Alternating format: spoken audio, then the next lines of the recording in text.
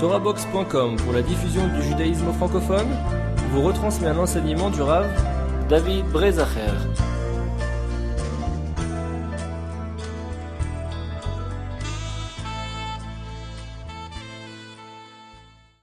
Donc nous sommes à la fois donc Parashat Acharemot Kedoshim, où il y a la plupart des mitzvot qui sont entre l'homme et son prochain, et à la fois dans la période du Homer. Et je voudrais peut-être, avant d'étudier un passage sur l'interdiction de haïr son prochain, revenir sur le texte de la Gemara qui nous révèle ce qui s'est passé avec les élèves de Rabbi Akiva. Mais bien sûr qu'en introduction, on dira qu'on ne comprend pas ce qui leur a été reproché, parce que c'est évident que c'est à leur niveau qu'il y a eu un manquement, et que même si c'est exprimé dans la Gemara d'une manière où il y avait comme des disputes et des querelles entre eux, c'est pas du tout à comprendre dans le sens simple des choses, mais ça veut dire que par rapport à leur niveau, on n'était pas arrivé là où on devait. Et pour cela, je voudrais peut-être donc d'abord introduire la Gemara, et avant d'arriver au Lotisna et Tachicha Bilvavecha, je ne suis pas à la bonne page, je vous dirai après, arriver à une notion importante, et pour nous, ce sera déjà une introduction à ce qu'on va voir dans la Gemara, dans Batra, le Kinat Sofrim Tarbe Chochma, de ce que ça veut dire qu'il y a parfois une jalousie qui est bonne, qui est celle de l'émulation qu'on a de l'autre, d'essayer d'être comme l'autre, mais qui peut dégénérer, si ce n'est pas bien contrôlé, en une vraie jalousie qui, elle, n'est pas autorisée. Et c'est ça que je voudrais essayer un petit peu de comprendre en relisant d'abord le passage de la Gemara. Donc la Gemara nous dit dans Masechet Yevamot, Daf Samech Bet Amud Bet, concernant le pasuk de Kohelet, où il est écrit Baboker zra et zaracha velaerev al tanach yadecha. Le matin, sème tes semences, et le soir, ne repose pas ta main. Qui encha yodea eze yirshar. Tu ne sais pas en fin de compte quelles graines prendront, si c'est celle-ci ou celle-ci. Ve'im shneem kechatovim. Et si c'est les deux qui prennent, tu auras eu 2 fois plus de moissons que ce que tu aurais pu avoir en ne semant que le matin. Et les Chachamim nous expliquent que cet enseignement, il est concernant les maîtres avec les élèves, et c'est une traduction qui a été expliquée par Rabbi Akiva, telle qu'elle a été vécue par Rabbi Akiva lui-même. Et les Chachamim nous disent, Rabbi Akiva Omer, Rabbi Akiva a dit, Lamad Torah beyalduto, yilmod Torah beziknuto. Si un homme a acquis la sagesse quand il était jeune, doit continuer à étudier quand il sera vieux. Hayulo talmidim beyalduto. S'il avait des élèves et des disciples quand il était jeune, Yiyulo talmidim beziknuto.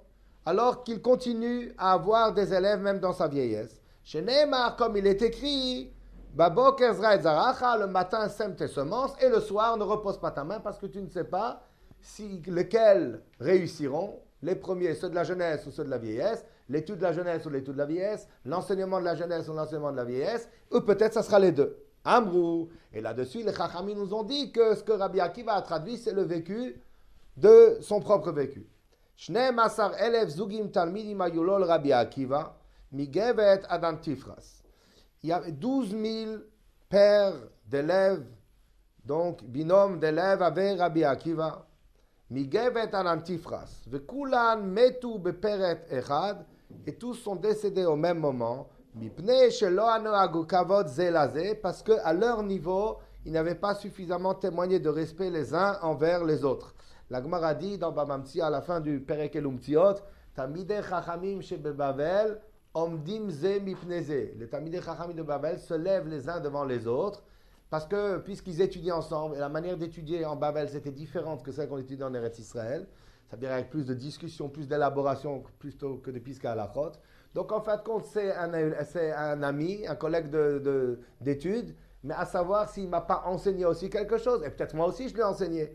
Donc ils avaient ce respect de l'un envers l'autre, au point de se considérer que ce n'est pas parce qu'on a étudié ensemble qu'on est des égaux, on est peut-être en fin de compte disciples l'un de l'autre, et effectivement à tour de rôle, l'un apprend quelque chose à l'autre, et c'est pour ça que Tamidei Chachamim shebebavel, donc omdim ze bifneze, ils se levaient les uns envers les autres. C'est rapporté comme ça dans le Bet Yosef. Et donc ici, quelque part, il y a eu un manque de considération de l'autre, à leur niveau encore une fois. Et ce qui s'est passé, donc ils ont tous disparu à la même époque. Vaya olam shamem, et le monde était dévasté donc de cette disparition de 24 000 élèves de Rabbi Akiva. Acheba Rabbi Akiva etzel rabotenu shebedarom veshana lahem, jusqu'à ce que Rabbi Akiva a accompli donc ce qu'il avait traduit dans le verset, que même si tu enseignes quand tu es jeune, continue à enseigner quand tu es âgé. Et il a enseigné à nos maîtres du sud, qui étaient Rabbi Meir, Rabbi Yuda, Rabbi Yossi, Rabbi Shimon, Rabbi Lazar ben Shamua, Vehem emidu Torah, Otasha. Et c'est eux qui ont disséminé toute la Torah de Rabbi Akiva, qui est le maître de Torah chez Baal Pé, et qui a été, donc, en fin de compte, enseigné par tous ses élèves, au point que Stam Mishnah Rabbi Meir, Stam Sifra Rabbi Yuda, Stam Sifri Rabbi Shimon, etc., que tous les, comme la Gemara dit dans un érit, que tous les enseignements sont tous des élèves de Rabbi Akiva, c'est eux qui ont transmis toute la Torah chez Baal Pé, qu'ils avaient appris de leur maître Rabbi Akiva. Tana, le Chacham nous a enseigné, Kula metu mi Pesach vad Atzeret, tous ont disparu dans cette période de temps de Pesach et Atzeret, et ça a cessé, donc l'Ag BaOmer, c'est pour cela qu'à partir de l'Ag BaOmer, c'est la joie, donc dans le sens simple de l'Agmara. Alors, je voudrais revenir sur cette idée-là, de manquer de respect les uns envers les autres, et de ce que ça veut dire Kinat Sofrim Tarbe Chochma. Alors en réalité, j'ai pas eu le temps de revoir maintenant, mais j'ai en tête comme ça de mon maître Amatitya Salomon, que lui il dit que si on regarde dans la Gemara dans Batra, où la Gemara elle parle là-bas, comme on verra, que s'il y a jamais il y a un enseignant qui est compétent, mais il y a un autre qui est venu qui est encore plus compétent que le premier, alors il y a une discussion dans la Gemara, est-ce qu'on détrône le premier pour nommer le second? Et la halakha dans la Gemara, c'est qu'on détrône le premier pour donner pour le second. Alors la Gemara, elle a deux options. La Gemara, elle dit peut-être il vaut mieux pas qu'on détrône le premier pour donner le second, parce que le second, il va se sentir orgueilleux, et il va s'imaginer que puisqu'on lui a donné le poste à la place de l'autre, il est le meilleur du monde.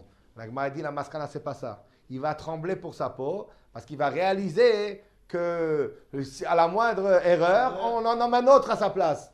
Et donc la Gemara elle dit, il va y avoir Kinat Sofrim Tarbe Chochma, au contraire, il va faire du meilleur pour donner du meilleur de lui-même, parce qu'il sait très bien qu'il est sur la sellette. Et de la même manière, dit la Gemara, qu'on a le droit d'ouvrir un cheder à côté d'un autre cheder, parce qu'il va y avoir émulation, et chacun va essayer de faire le mieux. Alors, il dit qu'en réalité, tout ce qu'on voit dans la Gemara, du Kinat Sofrim, et dans l'expression de Chachamim, Sofer, c'est le Melamed, c'est l'enseignant, ce n'est pas les élèves. L'émulation, elle est au niveau des maîtres. Mais faire qu'il y ait des concurrences dans la classe, il dit peut-être ça n'existe pas du tout. C'est une erreur de la part des gens de dire qu'il faut émulation, émulation est le meilleur, et stigmatiser le premier, etc.